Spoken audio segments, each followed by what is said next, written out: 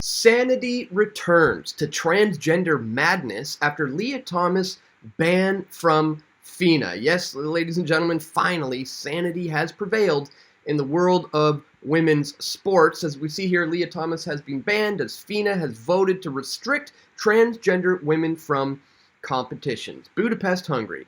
World's swimming governing body has effectively banned transgender women from competing in women's events starting on Monday. And in case you guys didn't know, this of course here is Lia Thomas, and as you can see from the picture on the right here, he is a man. He went through puberty. He has all the physique of a man. He has the testosterone, the muscle density, the lung capacity of a man. But one day he decided to start calling himself a woman so that he could compete against women and absolutely crush the competition. And in this politically correct era, everybody's too afraid to speak up about this, so he was allowed to do this and start actually winning medals.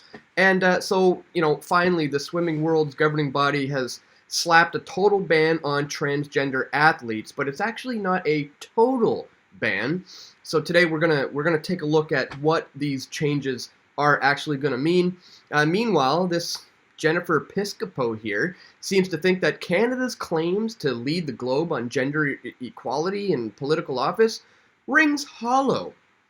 She says here that it's time that Canada got with the program and adopted gender parity for Parliament. So it's not that, you know, people should be in office because of their qualifications and because, you know, they met all the requirements for the job. No.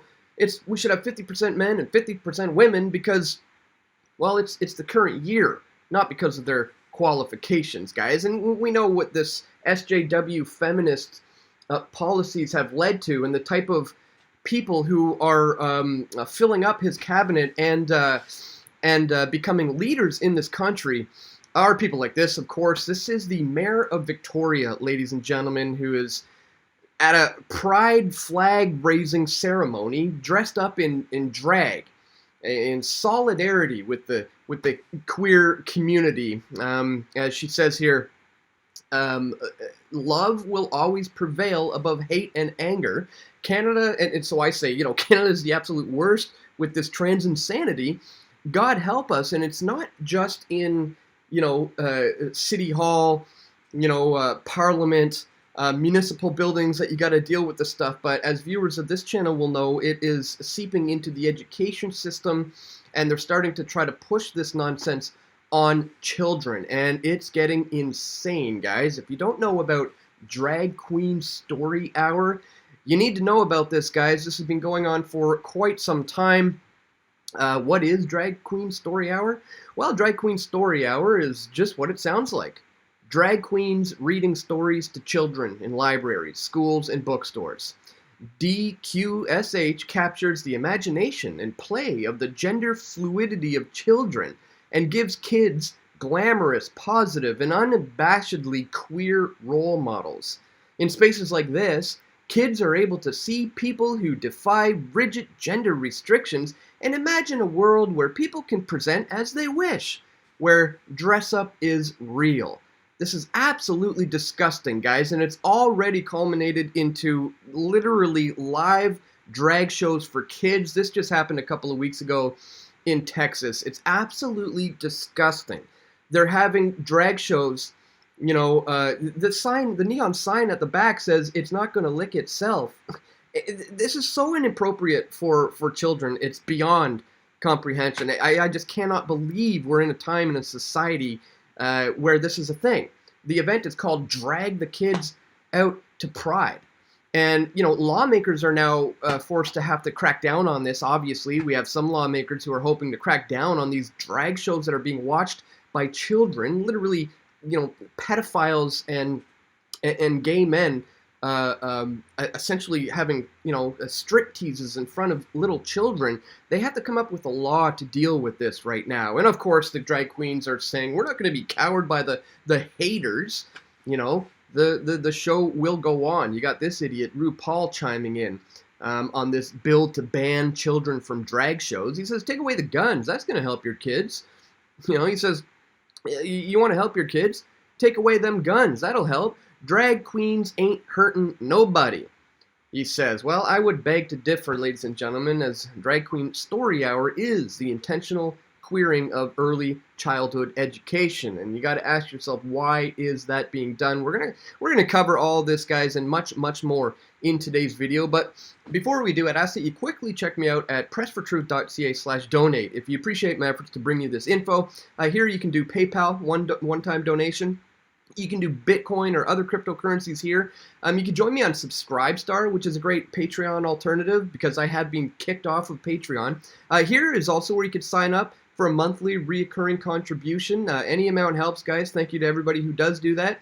You can also send an e-transfer to dan@pressfortruth.ca, which is particularly convenient if you're Canadian. Or if you like to keep things old school, guys, you can send cash or checks or equipment or simply just words of encouragement to my P.O. box, guys. Links are located for all of this in the description below. Once again, thank you to everybody who contributes to my efforts. Now, today's video is about the good news in terms of how the sports worlds have come to their senses when it comes to people like Lia Thomas being able to compete against women in sports. So that's the big story of the day that we're going to cover.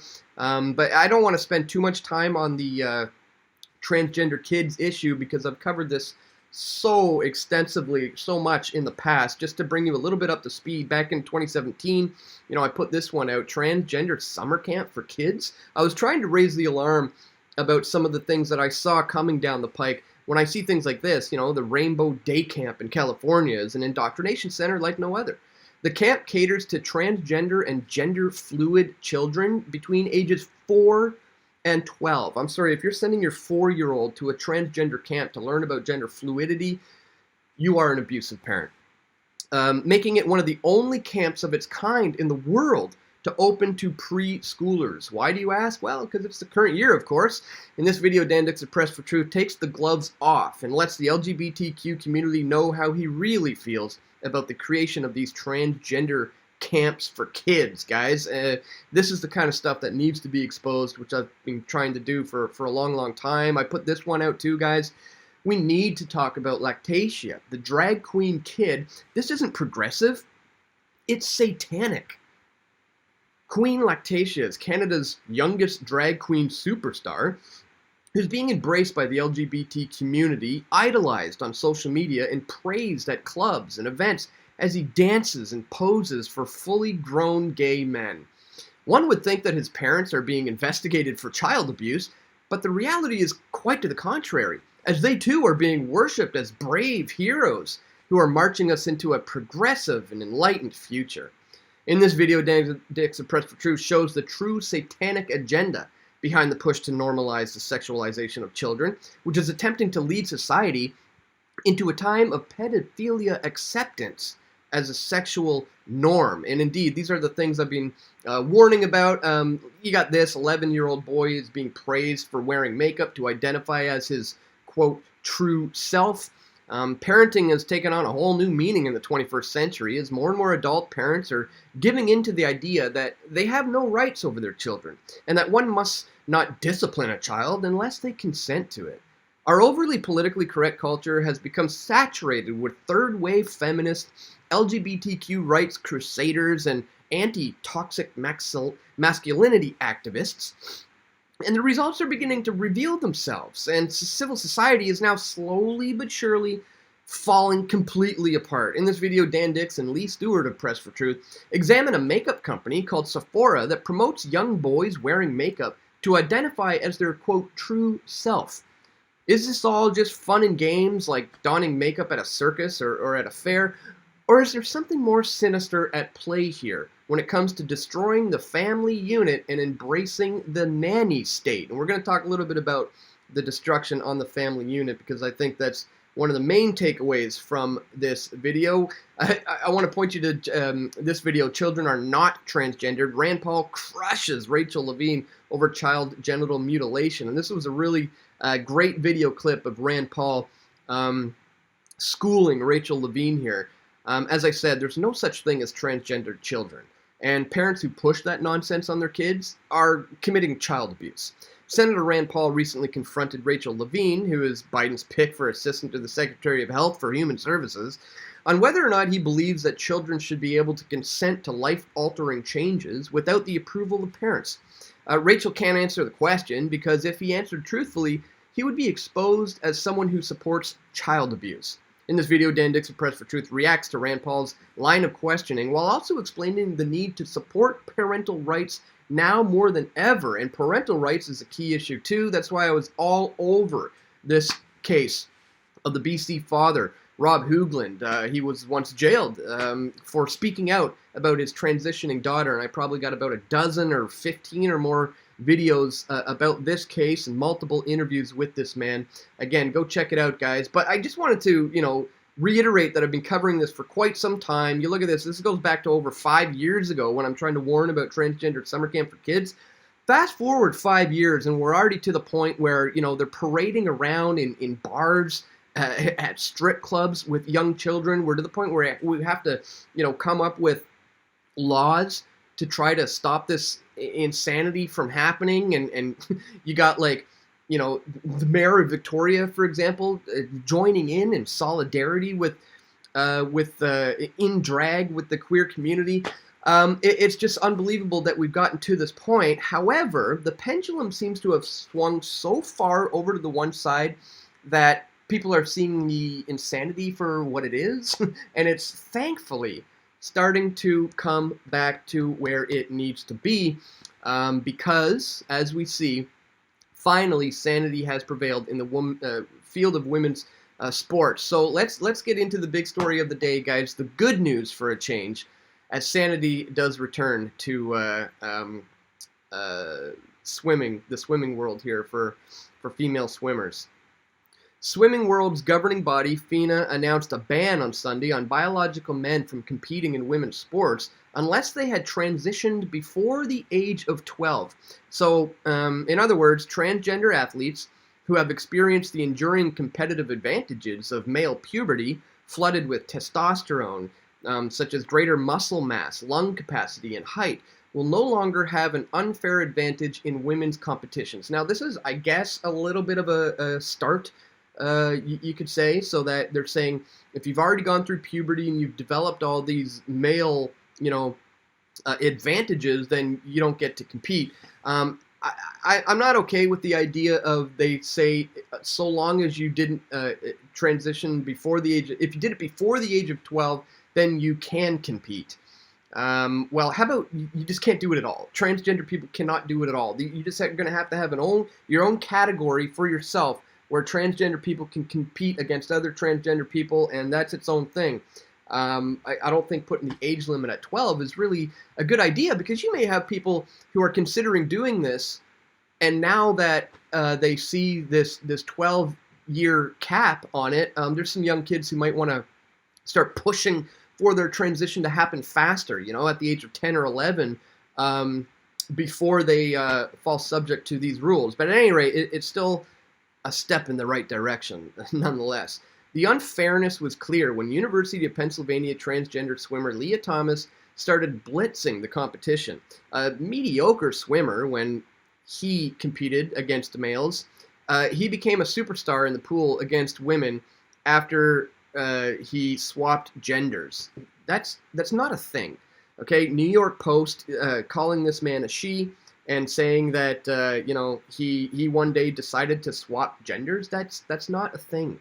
That is biologically, scientifically impossible. I'm sure everybody knows that. Thomas went from 554th ranked male in 200 freestyle to the fastest woman in the 500 freestyle at the NCAA championships this year. His teammates were so cowed by the oppressive atmosphere policed by gender zealots and their craven university that they were forced into silence or anonymous griping. But the FINA ban is a promising sign that the pendulum is swinging back to normalcy on the gender madness that we have been living through, which has caused irreversible damage to a whole generation of children. And it's a slap in the face to the Biden administration's embrace of gender ideology as some sort of moral crusade. Joe Biden probably thought that his executive order last week, advancing equality for lesbian, gay, bisexual, transgender, queer, and intersex individuals, was, a winner twice over. It would earn him social cred in the Pride Month. And it was one in the eye for that ghastly Trump 2.0, Ron DeSantis, who had signed a law banning Florida schools teaching kindergartens about sexual orientation and gender identity. Yeah, I think that's a pretty good idea. Did you know that's a big thing here in British Columbia? SOGI, it's called. SOGI 123. Sexual orientation and gender identity is what they teach little kids, as young as like 6, 7, 8 years old. It's just crazy.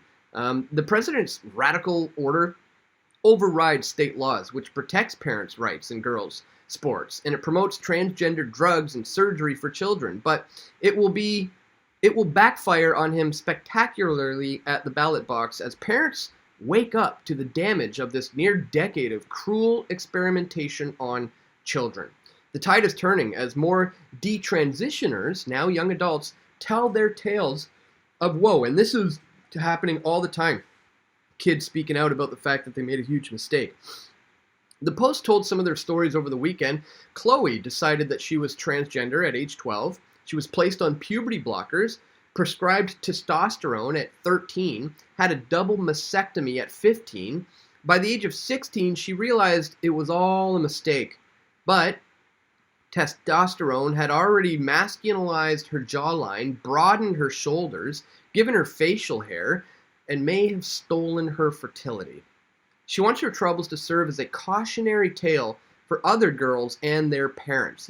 I couldn't imagine a girl going through like a tomboy phase like every one of them did when I was growing up, going through that now in 2022 in this crazy, crazy time where it's so heavily pushed on them that this is something that they're going to need to do for their happiness. And as we see, a lot of these people come out and say, this was pushed on me. I was just a child. I didn't know what I was doing, and it was all a huge, huge mistake. And yeah, tons of those stories are coming out. None of this is to marginalize those people who suffer genuinely from gender dysphoria, feeling they're trapped in the body of the wrong sex and who have found peace in surgery and hormones as adults. But the sharp increases in 13 to 24-year-olds who identify as transgender in the U.S. is alarming. It's nearly doubled since 2017, according to a Centers for Disease Control and Prevention, as is the explosion of gender clinics for children. Disproportionate numbers of young people who go to gender clinics are reported to be autistic or have poor mental health, which makes the rush to feed them hormones and mutilate their bodies all the more reprehensible. What we see is that the medical profession is not proceeding with caution, as they once did with the watchful waiting era when most kids grew out of their gender confusion, with some just being gay. And that's more than often what happens with kids with gender dysphoria. They grow out of it. And it turns out they're not actually thinking they should be the opposite gender. It just turns out that they're actually just gay, But these young minds are having, the chemicals, the castration, the puberty blockers, all these ideas pushed on them as the solution to their unhappiness. It's just insane. And an attempt to normalize the idea of very young transgender children appeared shockingly enough on Fox News recently in a story about a trans teen who came out as a boy at age 5. It was couched in the familiar activist mantra, "It's better to have a live son than a dead daughter." This obscene emotional blackmail meant to frighten parents by claiming that if they don't go along with unquestioningly with their toddler's gender whims, then he or she will commit suicide. Of course, that is nonsense. In any case, the data suggests that puberty blockers and cross-sex hormones do not prevent suicides, and in fact, may increase the risk. According to a report released last week by a Heritage Foundation, Heritage compared annual youth suicide rates in states that allow children to access cross-sex treatments without parental consent to states that did not, and found a gap emerged after 2010 when puberty blockers and cross-sex hormones started to be used. So by 2020, the youth suicide rate in the easy access states was 14% higher than in the states where parental consent was required for treatment. So the conclusion, guys, easier access to puberty blockers and cross-sex hormones by minors actually exacerbated suicide rates. Science does not demonstrate that puberty blockers and cross hormones are necessary to prevent suicides. In fact, if anything, it demonstrates the opposite. The emotional blackmail of gender activists, blindly parroted by the media, only has served the interest of the multi-billion-dollar trans tech industry, in which cynical pharmaceutical companies pump children with cancer-causing, fertility-destroying chemicals to stop puberty or induce cross-sex characteristics. None of it could happen without the enthusiastic participation of medical professionals who turn their backs on their central obligation: do not harm the patient. In a just world, the doctors who sliced off teenagers' breasts and filled their bodies with damaging chemicals would go to jail. No doubt class actions are coming, and I would agree.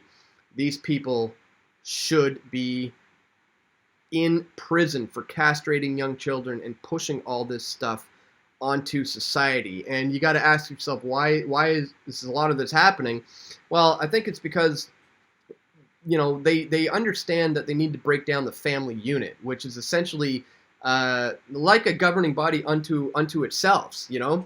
And without that, society is just going to completely fall apart. I mean, the feminist Trudeau has already put out this idea that patriarchy is the issue. I mean, I think we all should pay our due respects to patriarchy because every one of us have benefited from that system in one way or another. And when you completely destroy the family unit, what you're left with there is a void for the nanny state to come in and to educate and raise that child. That's essentially what the feminism movement was about in the beginning, and why the powers that ought not to be were like, okay, go ahead, go to work. We'd love to bring you out of the home. We'd love to be able to tax you on your taxable income. So you think this is all about your rights? Go ahead, ladies. And again, it was about the destruction of the family unit, which is one of the most important things we need to maintain moving forward. Which is why I often cover this type of information, because I feel it is absolutely detrimental to society that we continue to push this nonsense, especially on the next generation. You know, children, the most innocent of all people that we're forcing this nonsense upon. That's why, you know, way back when I saw this stuff going on, I had to expose it for what it is. The transgender summer camps for kids, the idea that they're sexualizing children with becoming drag queens and getting them to perform, and, you know, normalizing, you know, little boys putting on dresses and makeup and stuff. And just the fact that it's come to the point now where they're openly doing this in society, and they have to come up with laws for this. As I said, you know, it's crazy that we're here.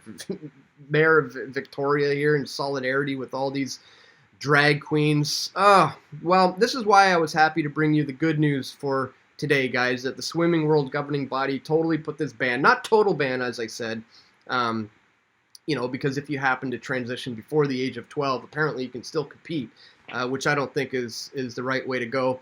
But at any rate, this is a step in the right direction. As Lia Thomas is now banned, thank God that guy's not going to be able to crush the competition anymore like he has been this whole time. So just wanted to bring that to your attention, guys.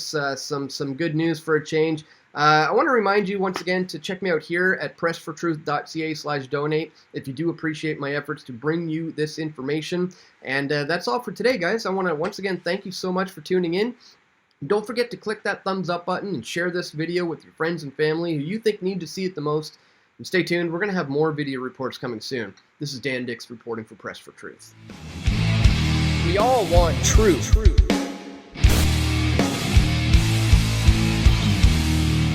The truth will set you free.